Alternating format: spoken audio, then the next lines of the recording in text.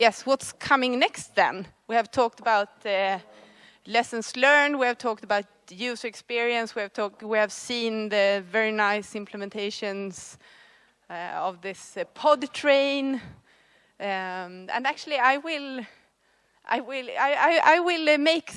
show you some slides also. I really need to take this moment. That's things that you can do when you have the mic and you have the controller. And I take that opportunity now. Anna Pernestål from KTH, Royal Institute of Technology in Stockholm, Swedish University. And I would like to share with you, when we're talking about what's coming next, we have done some studies at KTH looking at future scenarios for automated vehicles in general, and of course automated public transport is included in that. And me and a PhD student investigated different scenarios. There are a lot of literature, the research literature telling different scenarios for the future development. And if we read that and extract what are the factors that actually will affect the future, we identified 4, say, strategic uncertainties. There are a lot of certain development about the future, but the 4 most pronounced uncertainties in the research was who will lead the development, the public sector or the private sector?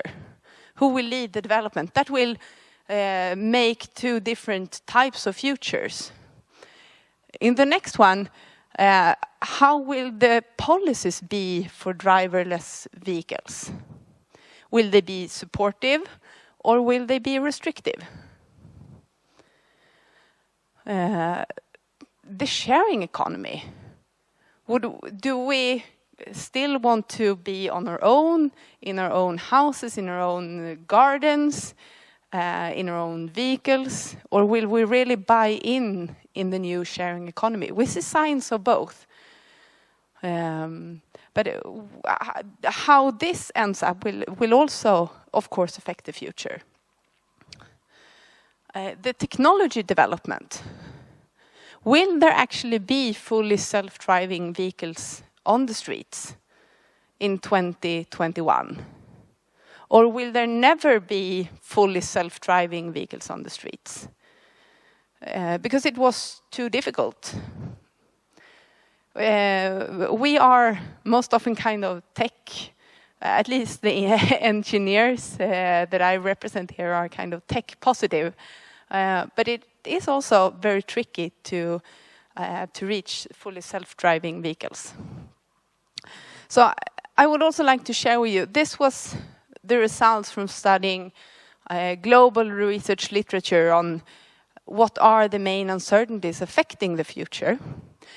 To make this a bit more concrete, I would like to share with you 4 scenarios that we developed in Sweden, for Sweden, and in the Swedish context.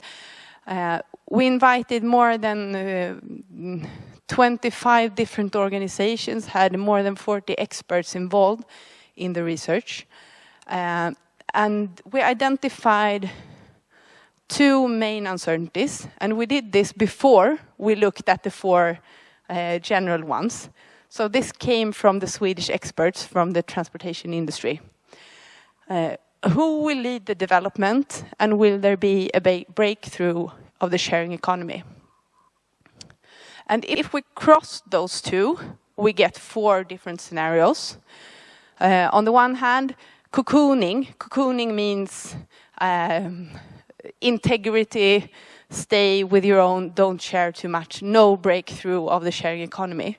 On the other hand, we have a breakthrough of the sharing economy. We share everything that we ever possibly could share. And on the other axis, we have the who leads the development. A proactive, supportive, societal public sector that leads the development, or the private sector that leads the development. And this gives us 4 different scenarios. I will very, very quickly guide you through 3 of them to have as food for thoughts for the rest of this session. If we start in the cocooning and the very proactive societal public sector leadership, we call this scenario same but different. Because it is pretty much the same as today, looking into the Swedish context or the European context. We live pretty much as today in our own houses, in our own villas. We go with our own vehicles, but everything is sustainable because there are infrastructure that supports the vehicle.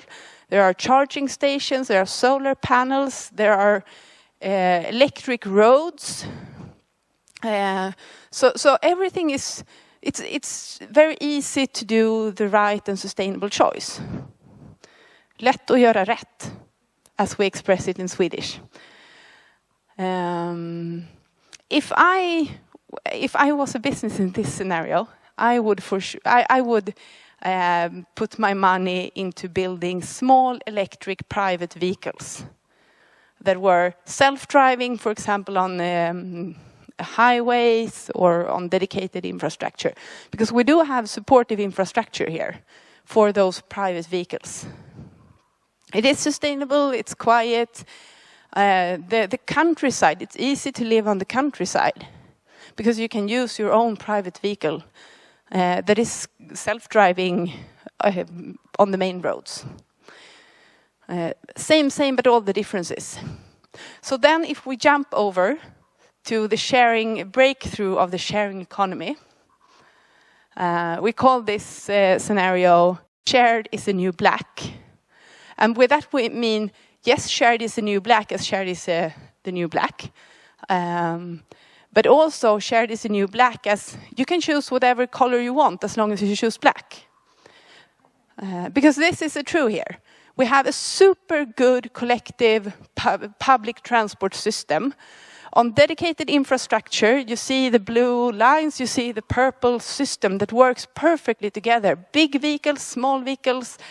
You go where you want to go, to where you want to go. It works very well. It works also for the people you see up there in the right corner that are living on the outside of the cities. The vehicles are self-driving because we have dedicated infrastructure. It works perfectly well, but there is only one choice to do for transportation. It works well for everyone, but you can only choose this one. It's publicly procured, everything, and it works so well because we share all our data with the government and the state and the regions and the authorities. And we do trust the authorities. It is a little bit of Big Brother sees you everywhere, but it works very well. Maybe not perfect for anyone, but sufficiently good for everyone. Shared is the new black. So then now we jump down to the private sector that leads the development. We're still on the sharing economy. And remember, the sharing economy, we share everything. We share trips, we share car, we share trips. We share tools, work tools, we share dogs, we share wives, we share everything. And we love it. We have completely bought into this sharing. And there are explosion of so many super nice services in this scenario. And one of my favorite services here is the bot chosen clothes. You get clothes, I get clothes home that fit me perfectly. They are exactly my color, that are exactly my style, the impression I would like to give, the people I hang around with, everything. And it's brought to me before I even have ordered them, so they just come home to me.